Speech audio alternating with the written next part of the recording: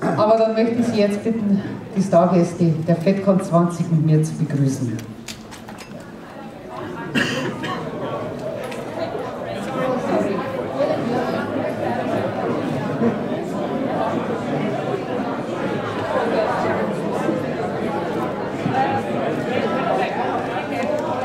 Bitte begrüßen Sie mit mir Amendola.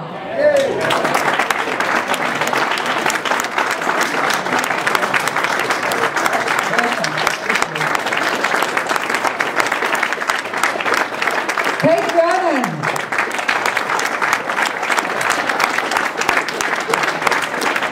Hewlett.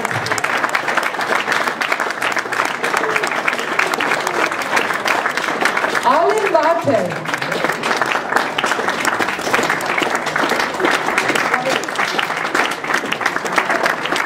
Marina Sirtis.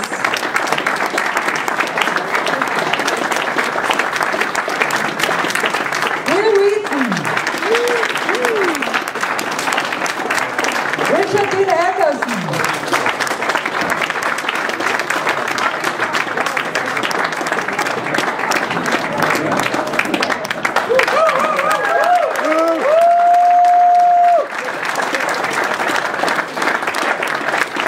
Nicole Boer. McGillion.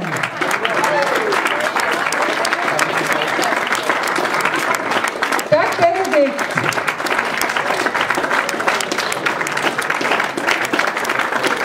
Bulloch. Piesse.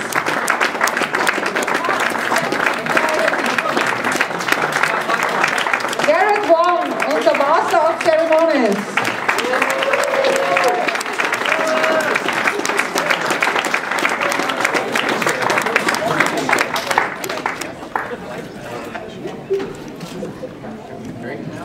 Welcome to FedCon's press conference. Welcome, ladies and gentlemen, in Germany. Meine Damen und Herren, Sie haben jetzt bis gut 12 Uhr Zeit, unseren Stargästen Fragen zu stellen. Bitte melden Sie sich bei mir mit Handzeichen und ich bringe Ihnen das Mikrofon. Please give me a hand sign and I will bring you the microphone. Hello, traut sich.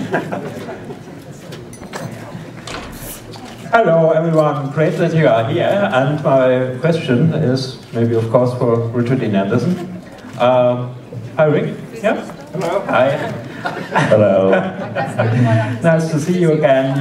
We have learned that unfortunately Stargate Universe has come to an end. So what do you mean? Is there a future, at least for the third Stargate DVD movie in which you were supposed to play the lead role? I have no one to look to in this particular conference. I have no idea what you're talking about. I need, it's Scott Bakula's fault. I actually have no information relative stereo. I have no information about Stargate's future at all. All I know probably is, I probably know less than you do, but I know that the universe has been canceled, and why is up to, I think you guys, because it was a very heady project, and I don't think it found a sustained audience to keep going. It's a little, I don't know, too much going on in the head, whereas we were just a bunch of dumb actors, you know. Well, most of us are dumb. But I quite honestly, I'll learn more probably this weekend than I should. But please keep me posted with what's going on so I know what the future holds.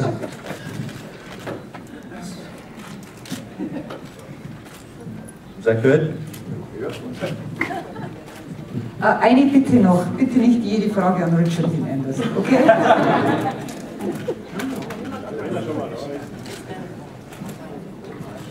Hi, I'm Pablos from Martel Television. My question is for Wheaton. So what do you think when you see the old episodes of Star Trek The Next Generation where we are so young? So what do you think when you see this old yeah, serious. Because you're forever young in the series. And you were the youngest of all. I was. Because now you're a man, you know. That's what they tell me. You know, one of the real joys of getting together with the cast of Next Generation now is that we can relate to each other in ways that were not possible for me when I was a child. And it's really fun for me to see my friends from the cast and find out that the way that I remember the show and the way that I remember the familial feeling that we all had was genuine. It wasn't just because I was a child and everyone was tolerant of me. Apparently they were tolerant of me. But it was such a wonderful experience, and to get together with members of the cast now and look back on something and see sort of where our memories match up and where things are widely different is really a lot of fun for me. What is your personal best Star Trek moment behind the scenes? Do you remember some special things that happened behind the scenes? I had a lot of fun working with Robbie McNeil when we did the first duty, because it was the first time in all of the years that I worked on Star Trek that I was with a group of actors that were my age. And we all liked the same music, and we all had the same cultural influences, and I didn't feel like I was trying really hard to just sort of keep up with the grown-ups. And anytime I had an opportunity to work with Patrick Stewart, I felt like I was gaining levels as an actor. He was such a tremendous actor and such a generous, giving actor to deal with a kid. He made me a better actor just by getting to have scenes with him. And something nice about Marina, because she's sitting right here. Thank you.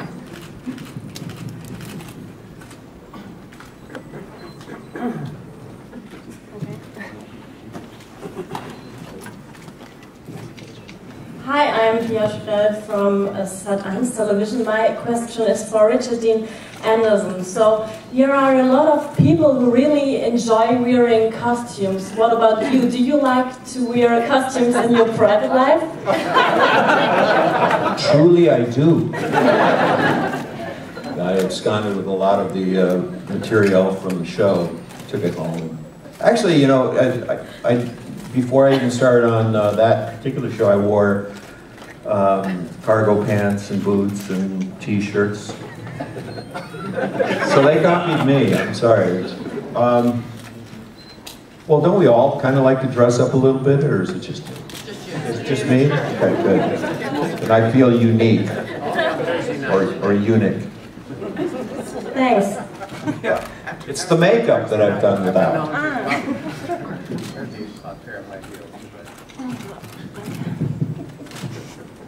Wer möchte die nächste Frage stellen? Hello, my name is Susanne Schwager from StargatePlanet.de, and I have a question for Kate Hewlett. So I saw on the internet that you are involved in Jesus Harry Christ, which is now in post-production. And what can you tell us about your involvement in this movie without, of course, giving not too much away? Oh, I just got off an airplane, so I'm gonna just fall face down on the table in a second. Hi, everybody. I've never met Richard Dean Anderson before. He's nice. He's nice, yeah. Right here. Everyone can hear me, can't they? Yes, I worked on Jesus Henry Christ with Michael Sheen, who was a fantastic actor, a fantastic person to work with. And I played his very pregnant wife, who he believes it's not his child. That's all I'm going to say. And it's a comedy. Yeah. It's going to be good, I think. Michael Sheen is a fantastic actor, and Toni Collette was in it as well, who I met in the makeup trailer. That was the extent of our connection. And who else? Lots of good people. Yeah. Thank you. May I add another question? Oh, sure. Any chance you are going to do another movie with your brother? We're not on speaking terms anymore. Yes, we're looking at doing a TV show together, actually.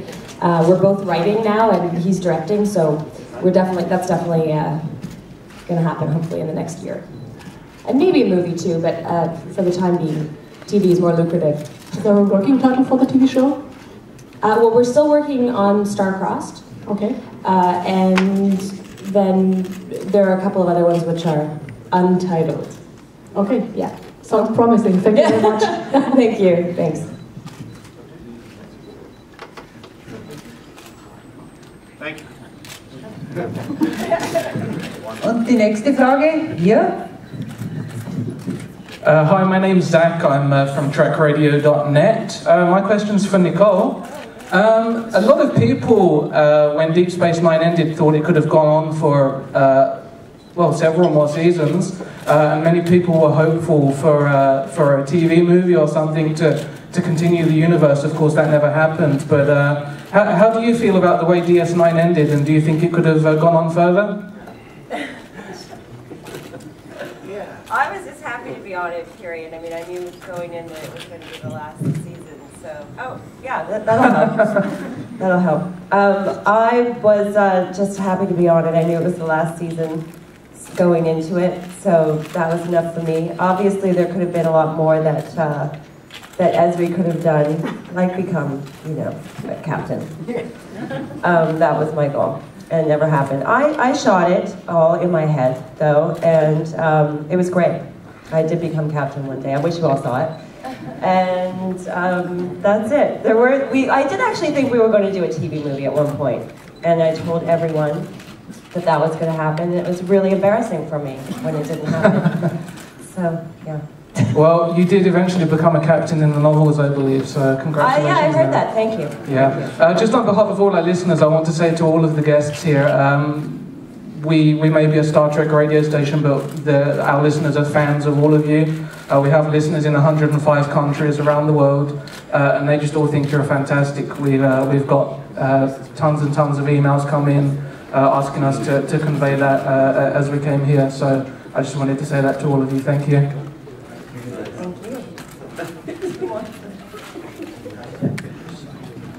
Und die nächste Frage. Wo geht's weiter? Handzeichen bitte. I have a question for Paul McGillion.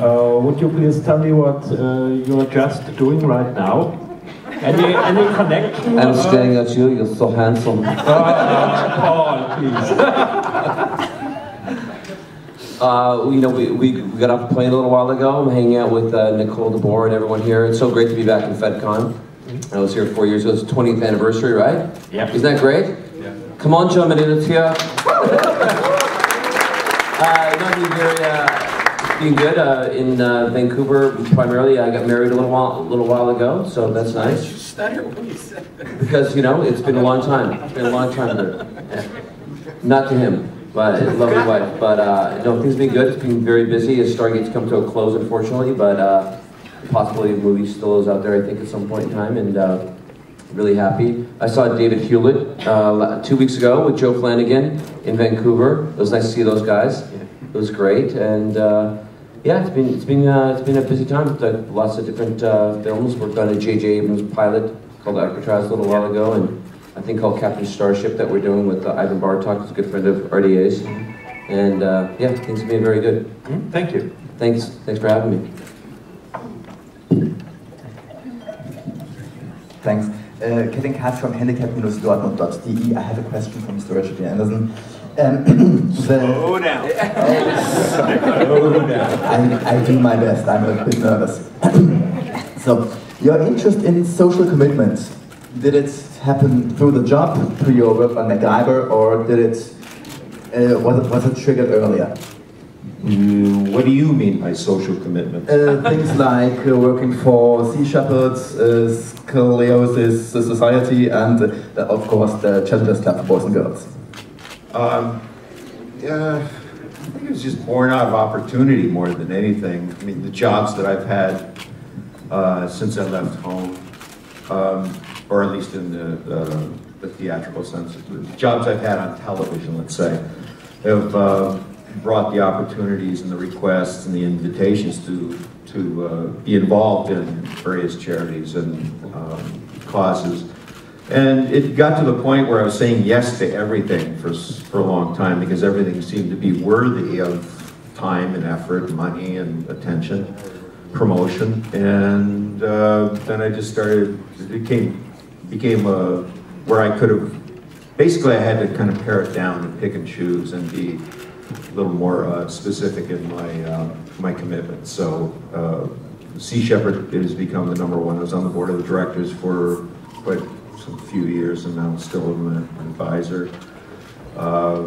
The Riverkeeper Alliance, and several other ones in the Los Angeles area. But it's just, there was the opportunity was there. I mean, if people invite you and you have a notion to, I mean, it's going to sound too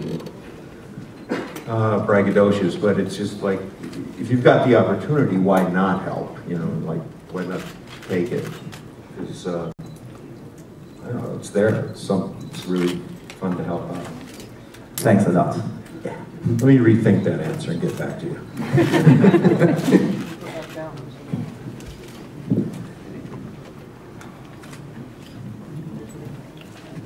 Hello, it's Paulus again from RTL. My question is for Kate Vernon, because you're here the only cast member of the new Battlestar Galactica series. After the series has ended, after 4 seasons, I got some rumors about a cinematic movie, which will come out in 2012 from Battlestar Galactica. Do you know anything about it?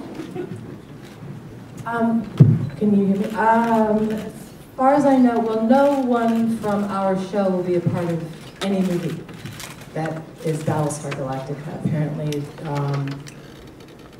from what I know, I think through Glenn Larson.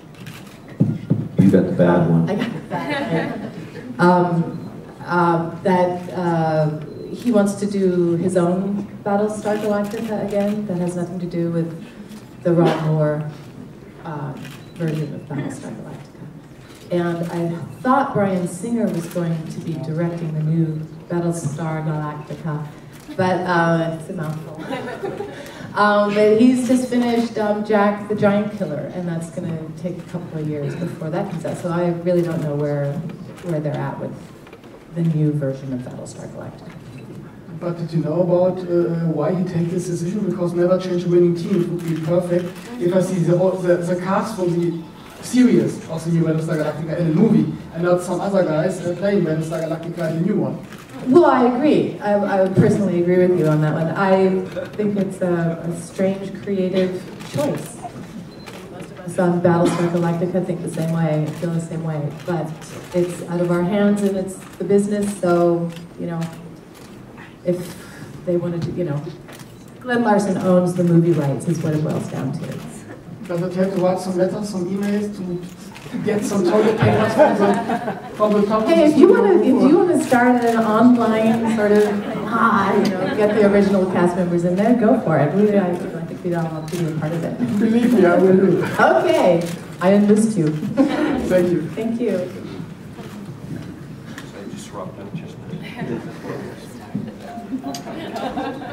Nächste Frage bitte.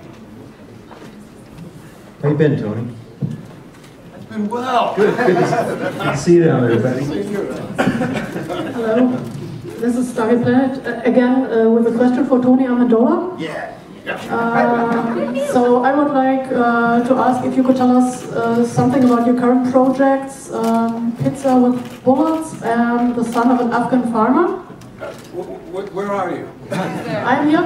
Oh, there you are, thanks. Current projects.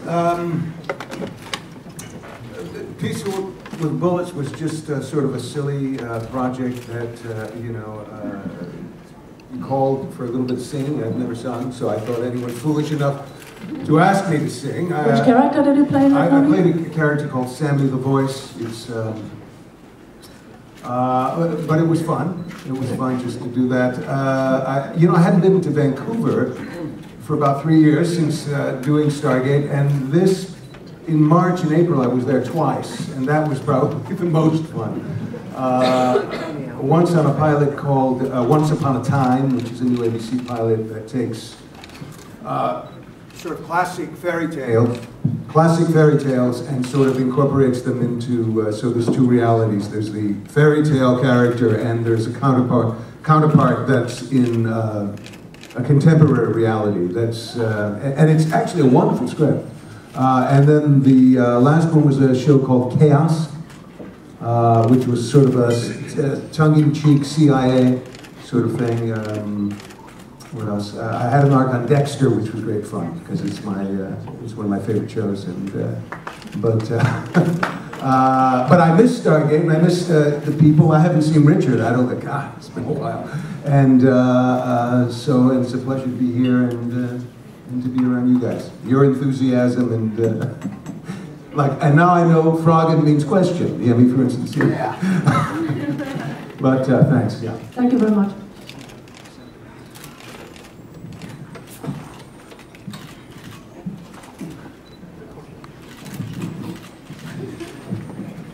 Hi, it's Zach here from Trek Radio again. I have a question for Garrett. Sorry, I didn't mean to frighten you. I'm here. Hi there. So a couple of years ago, I think in 2007, you did some work on the independent of Gods and Men, Star Trek of Gods and Men. You worked with Chase Masterson, Tim Russ, a bunch of people from the original series. Can you tell us what that was like?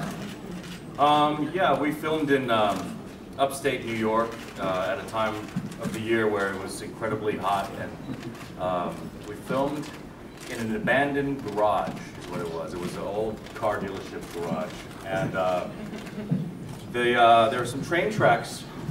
There were some train tracks right next door to the garage, so every 5 minutes a train would come through. And they also decided to film at the same time that they had the Harley-Davidson Motorcycle Festival going on. So if it wasn't a train, it was a pack of Harley-Davidsons that would be coming through. So it was an incredibly grueling process filming that, but the final product, I thought the script was great. I was very excited to work on that. I remember when Tim Russ called me, Tim Russ, who played Tuvok, he directed the project. He asked me, would you like to work on an independent Star Trek film? And I said, absolutely not. And then he said, you're playing a character completely opposite of Ensign Kim. I said, absolutely, I will join this project. So, yeah, so I had a good time. Thanks. Very good. Where would you see Ensign Kim now, if the show was continuing, or if you had a chance to progress the character? Where would you want to be now? Would it be Admiral Kim, or? Well, one step at a time there. Okay. Ensign Kim stayed an ensign for the entire 7 years, so just one rank higher would be great. It's funny, I asked somebody in the U.S. Navy, I said, if you're an ensign, which is the most junior officer, after 7 years, what rank are you? They said, oh, you're almost full command, you're lieutenant commander by that time. So I will be the oldest ensign in the history of Starfleet, basically. Oh, yeah. Okay, just one for Richard as well. How many of your you were quite famous in SG-1 for your quippy one-liners and just humorous statements and such. How much of that was you, and how much of that was the writers? Well,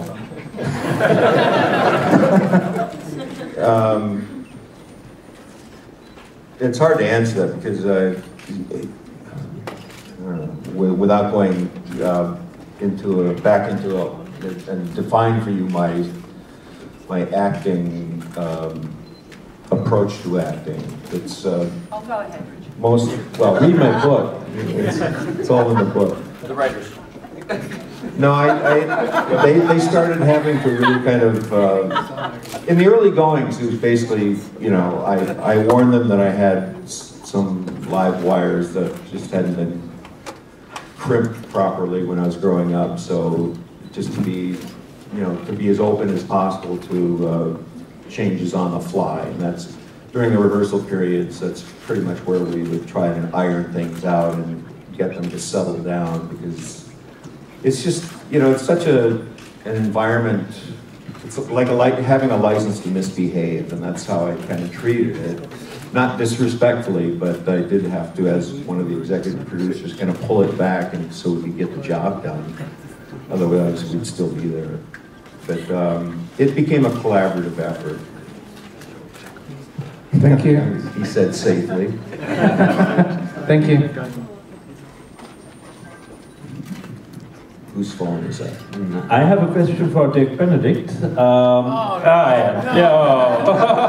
Sorry to wake you up, Dick. I can't remember anything. You don't need to remember. 1986. Yeah. a few minutes we heard the question about a new reimagination of Battlestar Galactica as a member of the original cast. What do you think? Needs Battlestar Galactica even needs another restart, reboot? Anything? What's your opinion about that? Regurgitation. We need another regurgitation of Battlestar Galactica. I don't know. I don't. Does the world need it? No. I think the people, some of the people involved in the show need to keep this thing going on to the, forever, till they finally get it right. Maybe. I don't know. I don't know. I don't know anything about the future. Really, I'm totally ignorant of everything. I've been living in Ghent for too long. I've been living in Ghent for a long time, so I can get my way around Ghent, but I don't know what's going on with the Battlestar Galactica world. I'm sorry, I let you down. I'm supposed to have inside poop. But the answer is yes. Glenn Larson is a close personal friend, but I haven't spoken to him for 10 years. But so. Okay. I think he has the movie rights. I think he owns the movie rights. So it's up to him, which means it'll probably eventually get done, him and Tom DeSanto. Yeah. Okay. Thank you. What? Good, yeah. Wer möchte die nächste Frage stellen?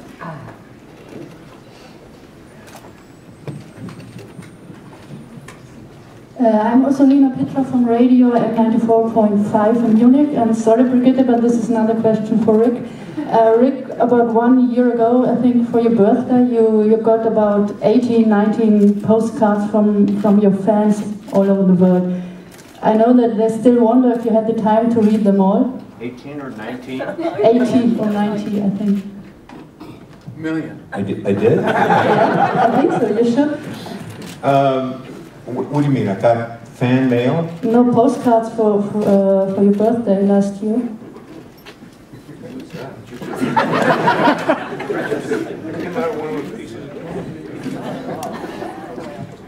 Be careful eating the candy. No. No. I haven't had a chance to read it. No, last year I got postcards. Oh, I know what you're talking about. Yes, they were great. Did you Thank you. Did you have the time to read them all? Yeah? No. No, because on a lot of them, the writing is so small, and also in foreign languages. But I'll get them deciphered soon. They're beautiful postcards, though. Thank you. They're all from you. Yeah. Sure, no, only one. Yours are red.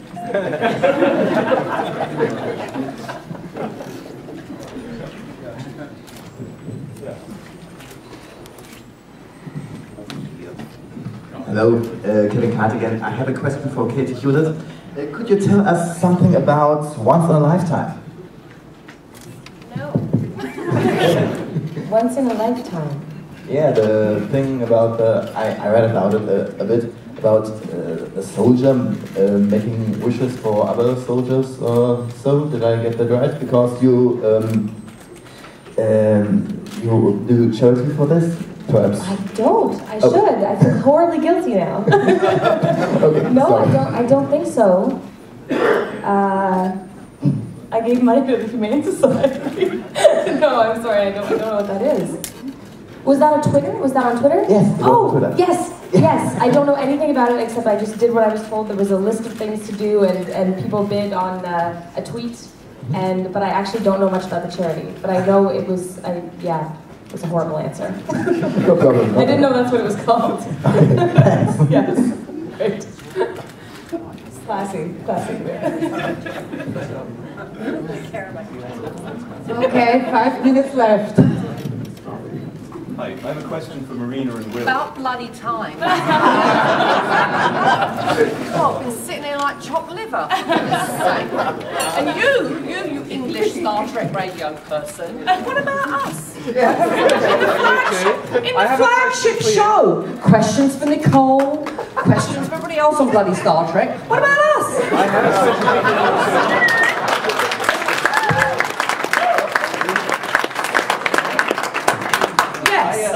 Yes, young man. I think I know why he didn't ask you any questions. Why? Why? Why didn't you ask me a question, you? And you're English, aren't you? Are you English? I'm English. Good, you should be ashamed. Yes, young man. Very good looking you are too. Unlike him. Alright. I'm English as well. Okay, good, that's right. I'm from the company Gigaset, and we've been developing this product we're launching today. And it's basically come from housewives, but there was a point in our development when we realized it was, you know, so close to TNG, Next Generation, and you both here representing it. You are essentially, for the company, two people from the future who've come in today, and we've been running up from the past with all this information that we get from our customers saying that we want to touch something on our body and talk. And you're the living proof of 10 years, 173 episodes of TNG. 187. I'm sorry. Not including the one with LaForge. I'm sorry, I was counting. That's okay. But I'd really be interested to know, what was it like living for 10 years, at least in the film world, without a phone? But all the communication you did was this, and sometimes it's very complex. You're talking with a computer, you're talking with another computer, then someone comes in the room, and someone's running along the corridor, and then it's all happening. And that, for us in R&D and innovation, is a nightmare. Just trying to get two people talking together is As this is a technical question, and I was never a technical, well, it sounds technical to me. I'm going to let my friend Will Wheaton answer this one. It's really cool to be part of something that helped create the world that we live in today.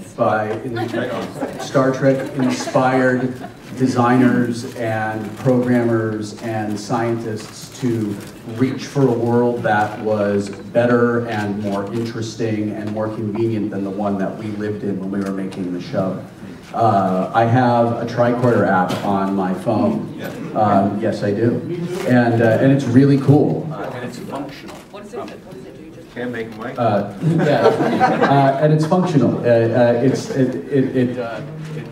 scans a number of different bits of information that the phone takes in. And when I break that out and show it off to my friends, they're all sort of bemused that I'm a former Star Trek cast member using a thing inspired by Star Trek, and then impressed that it actually works. And when this is the first time, my wife and I have been together for 15 years, and this is, thank you, and this is the very first time in 15 years of knowing each other that she and I have not been in instant on-demand communication. Really? Because it's so ridiculously expensive for me to have a mobile phone here. Right. We were joking about it before I left that we're going back to this sort of like Stone Age existence from like 1987, where we had to actually plan phone calls and send letters and things to each other. Yeah. So I'm incredibly proud to be part of something that inspired someone to eventually lead to the company that you work in. Right, thank you. Marina, can I come back to you? What product would you wish from TNG in the future to be real? Say holodeck. Say holodeck? Okay, I toss up between the holodeck and the replicators. Okay, where would you really fall? Replicator or holodeck? I never really did anything fun on the holodeck. Did I? You were using it wrong. I was using it wrong. I don't even want. My mind has immediately gone to porn now. Okay, right. So I was right. Okay. You know, I kind of like the replicator thing. Yeah. Actually, I would like the replicator because that would save me a lot of time in the kitchen. All right. Yeah, as a woman, I would say. Yeah, a woman who cooks. Yeah. Right. Yeah, I would like the replicator. Okay. Yeah. Thank you very much. You're welcome. Could I just add something to what you were saying? I'm over here. Oh, yes. Yeah, you know, on our show, to joke around with our communicator badges, I would pretend like, I would say, Kim to Captain Janeway, and then I'd go, Kim to Captain Janeway, wouldn't hear anything, and then I would imitate her voice. Hello, this is Captain Janeway. I'm not here right now. Please leave your message. Like it was a, an answering machine. That's all.